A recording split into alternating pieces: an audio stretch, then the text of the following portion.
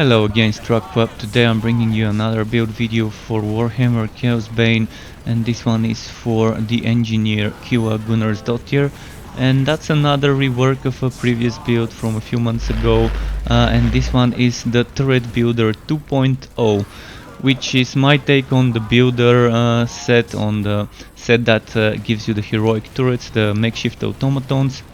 And if you wanna skip through different parts of the video, you can find the timestamps in the description below.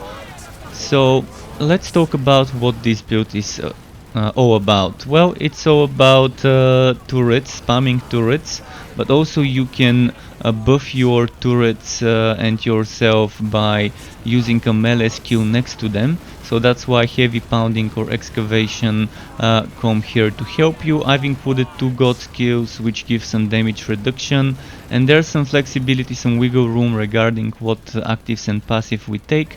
So I'm using the basic Engineer of War, but someone might want to use the Mastered Engineer of War, which our skill points, not skill points but god skill points, allow us to, because I've taken some cooldown reduction on that way. So you might want to rework the build slightly, maybe downgrade the rushing charging skill, maybe downgrade excavation, maybe downgrade both, or maybe downgrade the alternating pistons, so you can get enough points to get Mastered Engineer of War, or you can just stick to the suggested skills I was using. Definitely flexibility, but the build is all about stacking those turrets, doing melee attacks next to the turrets. Now, when I recorded the footage, I tried to avoid using the melee as much, so you can see mostly the turret damage in action. Of course, if you wanna be more efficient, you would have to be using the melee attacks and the turrets and stacking up to 5 turrets, but sometimes with enough cooldown reduction you can end up casting 2 more turrets before the buff resets back to 5 points. So at few times you would see at the bottom my build, the heroic passive from the turrets, going up to 7 for a second or a moment, which is pretty nice think of getting that extra damage. But now let's show you the god skills first. So here is the god skill tree for this build. There's not much to talk about it, but on the first side you're grabbing move mountains, and then you are going all the way here for damage, HP, bonus damage to champions, and damage. Then we're grabbing damage, crit damage, cost reduction, crit damage, crit damage, and more damage to champions. You can see I've been stacking a lot of damage to champions, a little bit of crit on the way. I've been avoiding damage over time, cost reduction, stuff like that, but sometimes it's unavoidable. Then we are grabbing here Engineer of War, Mastered. But we will not be using Engineer of War Mastered due to lack of points for this build, and we're using Engineer of War, the basic one, which still gives us damage reduction.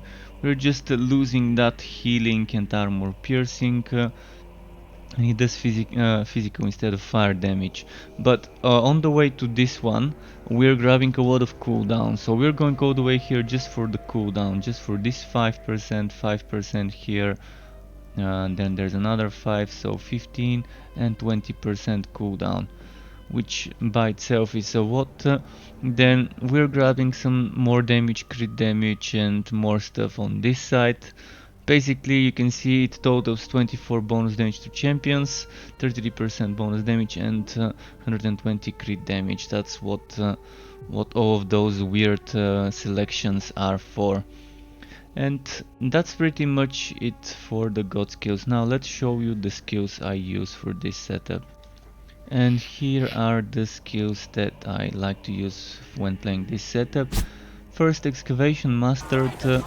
You can replace it. I mean, this is mostly just to get some energy, because we're not using mechanical hits mastered, so we can't exploit that extra OP-ness of Excavation Mastered without it for the almost invulnerable survivability. So use whatever you like. You can try and use a long rifle for explosions, or something like Iron Strike, or a basic version of excavation, which is possible. I mean, if you want points for Engineer of War, you can save yourself 8 points and probably upgrade to Engineer of War Mastered. So keep that in mind. This is a possibility.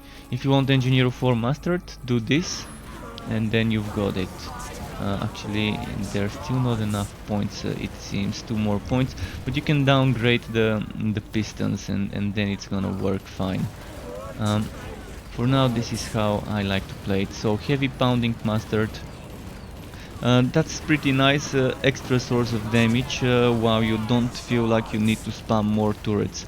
I intentionally, when recording the footage for this build video, was trying to focus more on the turrets, less on the pounding, but most of the times I'm kind of balancing pounding while spamming makeshift automatons, because the limit is 5, but there's a small time when you have 5 up and the 6th one is trying to get spawned, and for that time you have 6 here, and sometimes when you have enough cooldown reduction you might see this number 7.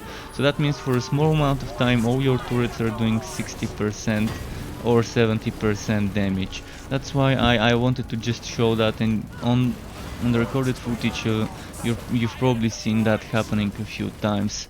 Then we have Move Mountains, pretty good for damage reduction, and it can also stack, so pretty nice. And then there's also Stun, so Makeshift Automaton Heroic, decent source of damage. Probably when you max out this thing, it probably is better than Heavy Pounding Mastered for the build, but stacking those two together is the best way. Standing next to your turrets, using this one and using this one, and you're kind of like making a mini bunker there, and then you're starting to do the pounding while spamming automatons. Then Explosive Rush, superior, you can downgrade if you want points, and that's another thing that can help you get Engineer of War Mastered if you want it. So experiment and see whether that's to your liking. And then we've got things like, as I said, Engineer of War. You can try to rework it into the mastered version or use the basic one. And then comes the fun stuff, Duelist Chain Reaction. You get that from invasions, so you have to kind of reach this note. And a warning here to new players, do not collect rings on Keela in the invasions. Wait, they're not added. So on Keela, wait until they fix it. So for now, don't finish your invasion ranks. In fact, I would just stay away from invasions apart from unlocking the chain reactions and the potions. So stop at this node, finish this node, finish this node, finish this node, but don't click on those. Then upgraded automatons mastered, that gives us extra 2 turrets to make it up to 5. It gives us 50% cooldown time for the turrets being reduced, and more damage on stunned enemies. And this is where it's nice to have heavy pounding. This can stun easily. And it synergizes well with the turrets doing more damage to stunned targets. Then you've got things like upgraded radiator, which gives you extra damage reduction based on your overheating level, which pretty much should, I think, go to 20%. And then overheating increases faster and the explosion deals more damage. This is not something that I'm a big fan of. I'd much rather have the overheating kind of getting stuck at 100, but we can't use that unless we use Morgrim's Might. And you can try and use Morgrim's Might in the setup, but you're gonna have to sacrifice Explosive Rush. But you can experiment, that way you would always be at maximum overheating, there's not gonna be that explosion. So consider that as an option. So next we have alternating pistons, which you can downgrade if needed, which is basically regularly switching between 20% damage reduction or 20% damage. And each time it swings, it reduces your cooldowns. If you downgrade it to this one, you get healed by 10%, but your cooldowns don't get reduced with each swing. So it's optional. Or this one is just the most basic, without healing, without cooldown. If you need points, nice source of points can be found here, and then you can probably get this one. This one should still do the trick if you downgrade that one to the basic version. So now we have Hero of the Desert, which is obtained through doing the story in the Tom King's DLC. If you don't have the Tom King's DLC, well, then just replace it for something else. This is a little bit of everything, so I really love this skill. Then we have Padded Armor, which taking a critical hit has a chance to give you damage reduction. Stacks up to 100 times, which is 40% damage reduction. So it's nice, but if you don't think you need it, of course you can put something else again. Things that you can put in the SWATs, something like recycling is not too bad. I would suggest stay away from Gelatinous Punch, but you can try and experiment with it, especially this one. This one gives you damage reduction as well versus burning enemies, so you might have to make sure they're burning, and this should be burning the enemies with those cones of flames. Another thing you can try is this safe distance. Being attacked by nearby enemies has a chance to stun them and reduce overheating. So that should be able to help you with that extra damage to stunned enemies. And another thing you might wanna implement is mechanical hits. Mechanical hits would allow you to do more damage, and this one can let you even stun enemies more often. This one lets you do some extra fire damage, and this extra fire damage scales unbelievably high with health drain, and it kind of keeps you alive. So that's just some options how to experiment with the build. So the skills I was using are not the must use go-to skills. There are options to make the build more suitable if you prefer a slightly different playstyle. So now let's quickly show you what legendary ranks I was using. This is what I had when recording footage. Ideally, when you start, you're gonna wanna max out legendary reinforcement. When you have enough points to spare, like 160 points or less than 160 points, I'd suggest get legendary endurance to like 25, 30 or 35% chance, then try to start pumping points into damage reduction, into power, and then eventually you're gonna have this one and this one at 35-40% and maxed power, and then you might want to start either into punishment if you're doing easy content, or crushing if you're doing a harder content. Legendary healing can also help, but you're gonna have to focus more on the pounding when using legendary healing, and I don't think you really need it that often, so it's entirely up to you whether you wanna invest into that. Stay away from legendary rage because it seems broken and those explosions are not triggering. Apart from that, I think it's pretty much clear about the skills. So now let's show you the picks for the gear. And here is the gear I would suggest using for this build. You want to be using the Battle Architect set, also known as the Builder set. You want to be using the Cocktooth hammer to help you with extra damage and damage reduction when you melee on the turrets. You want to be using, ideally when they fix the Forge Butt, you would be using the Forge Butt. It's gonna be a great pistol with up to 300% damage when you max out those stacks, but for now you're using the kind of weird Corroder pistol. I think the Corroder needs some sort of rework of how this circle is. Because look at that, first it only gives us 200% damage and this gives us 300, and second, this is a circle that is so fucking random. It's so hard sometimes to get it to go in the place where you want to. You're just relying on some sort of RNG script that moves the circle. So when it comes to the necklace, mounting pendant is the one of my choice. I was using a red one for some of the footage recorded, then I found this one and switched. Then another one you might want to consider is Bloodstone pendant. It goes very well with with Engineer of War and Move Mountains. And if you're using a Bloodstone Pendant, I might even suggest to go even one up it by using Engineer of War Master. This is 20% healing, and this would give you another 20% on top, which would be 40. And then you might wanna I can show you that ring, but you might wanna use a ring that gives you increased healing and HP. It will stack pretty nicely with that setup. I don't have that ring to show you, but there is one that gives you extra HP and extra healing. And if you combine that with the granite ring, you're gonna be stacking I think 30 plus 25% HP. Of course, the granite ring is something I was using, and I was using this one mostly because they have good rolls, and I think I didn't need that much damage reduction, so I used the Siege Breaker. If you need more damage reduction, there's the Grombil ring. If you want some good suggestions for rings that go well with the setup, Insulation, to keep getting energy, to keep doing heavy pounding, to proc the Cocktooth.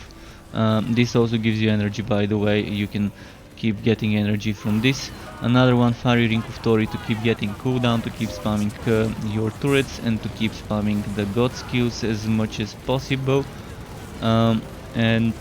This one, by the way, this one also gives you cooldowns every now and then. It's good damage though, that's why I was using it. In general, just find a good rolled ring, and I'm gonna talk in a moment about the good rolls.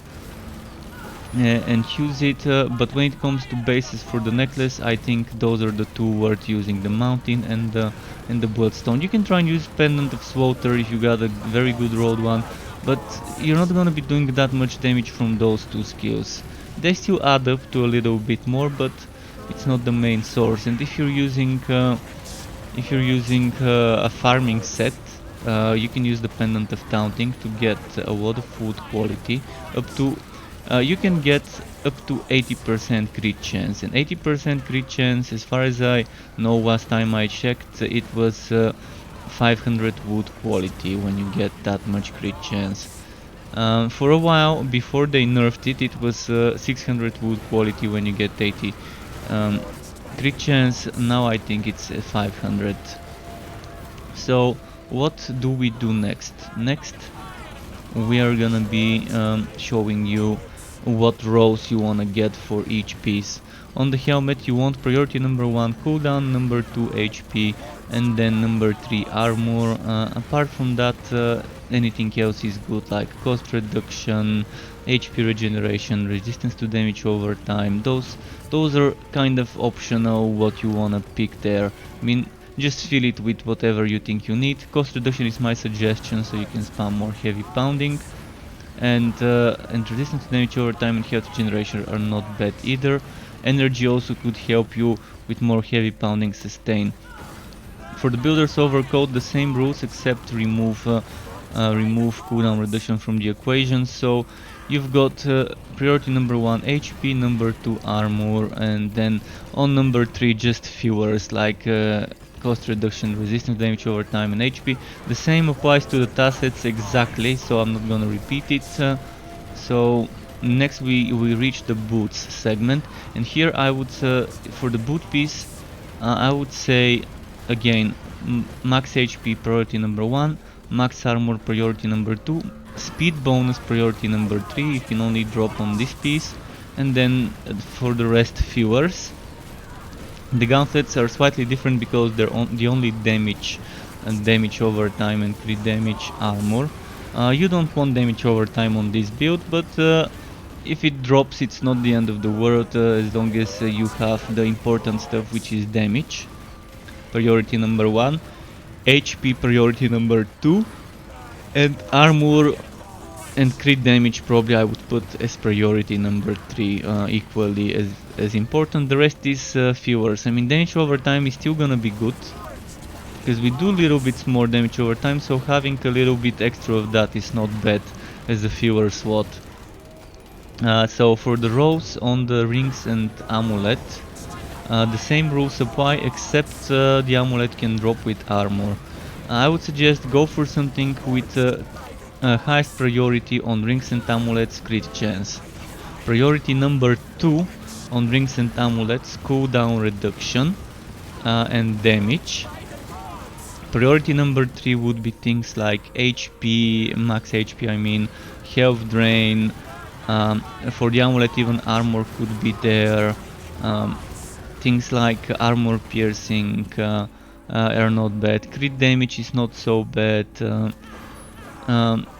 then there's things like cost reduction, max energy, which should be at the very bottom together with damage, resistance to damage over time, and health regeneration and wood quality. But keep that in mind, there's a lot of things that can roll on this one, and the ones I suggest to go for are the ones I said. I'm gonna repeat them again. Crit chance, priority number 1, priority number 2, damage, and cooldown reduction. Number 3 would be HP, and then the rest is just the viewers. I mean, health drain goes very well, and I think they made it so turrets can health drain with this update, with the Tower of Chaos update, which is a big change for the build when it comes to HP sustain. Now, that's it for the rolls. Let's quickly talk about blessings. The blessings I suggest using are green and red mix. Regardless which one you pick, whether it's 3 green, 3 red, or 4 red, 2 green, 4 green, 2 red, it's fine as long as you have this combo. So you have, based on whether you have 2 green, 3 green or 4 green and the rest red, you have one option would be this one in the middle, 6000 HP, 4000 damage. If you want more damage, less HP, you do this. You lose 2000 HP, you win 420 damage. If you want the most amount of HP but the least amount of damage you can get, you do this, and that compared to the middle ground, you lose 420 damage, you win 2000 HP. Now if you want crit stuff for farming, I mentioned that you can go for crit chance setup for farming. You wanna go this way.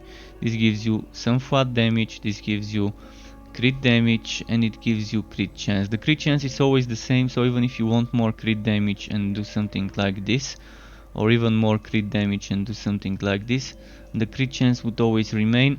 I suggest going for more flat damage rather than crit damage when farming with the pendant of taunting. In fact, I suggest, if you can, even if it's a red set, for lower level content, you can keep a second set, bless it with crit chance, try to get some items with a lot more crit chance, even if they're not as good on the other rows when it comes to amulets, pistols, hammers, etc.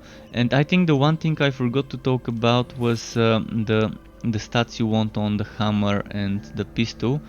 So on the pistol you can get crit chance, on the hammer you cannot. So on the pistol, highest priority crit chance, then priority number 2 would be damage and cooldown reduction. Priority number 3 I would put maximum HP, maybe health drain is priority number 4 together with armor piercing and crit damage, and then the rest is just things that you might want to stay away from. Here the cooldown reduction can be much higher than the pistol, so priority number 1 here would be cooldown reduction and damage. Priority number 2 would be things like HP and crit damage, because the crit damage is much higher on this one. And priority number 3 would be things like health drain, damage over time, and other viewers, but I think those are the important stats. The rest is just viewers. So hopefully that helps you with the items and deciding what's important, what isn't. Next you are going to see some more gameplay of the build. So here we are with some more gameplay footage for those of you who wanted to see it, and if you were wondering how I play the build, how I combo and do my skills rotation, I will explain a little bit about this as well. So first of all, find a group of enemies, maybe start by rushing into them. You can either start spamming the turrets immediately next to you, preferably, or you can spam them from distance and then rush into the turrets But overall what you want to stack is, first you want to be next to the turret, second you want what I put on number 1, move mountains, to be next to you and the turret, and then you want to use your other god skill, the Engineer of War, which is on my number 4, to stack the damage reduction from mailing near the turret, from move mountain, from Engineer of War, and the Cocktooth is the one that gives us that bonus damage reduction when we are mailing near the turret. It also gives our turrets more damage. At certain points you would have to move a little bit more on some bosses if you're not using as much damage reduction on items, on gear. But if you aren't too squishy, you can even face tank everything, depending on your gear, of course. The build does offer a lot of survivability, so keep that in mind. If you want to play it more face tanky, you just need to be using more face tanky items. Otherwise, try to move around a little, but still not too much, because you need to be standing in one place, or at least close to your turrets, to proc this extra damage and damage reduction for the turrets. You can see the turrets do burn. They do basic bullets and they do explosives. Those heroic turrets are 3 in 1. They do all the 3 things that the other turrets do, except their fire is not as long range as the other turret, the Master Titan or the Superior Automaton, the one that burns. But it still burns. It still does fire AoE in circle around it, 360 degree. So on bosses like this one, this is probably the one most annoying boss in the game, because first he heals so much, second he can do a ton of damage if you try to face tank him with a more squishy setup with less damage reduction. Even then, with a little bit more tactical placement of myself and my turrets, you can do easily, as you can see.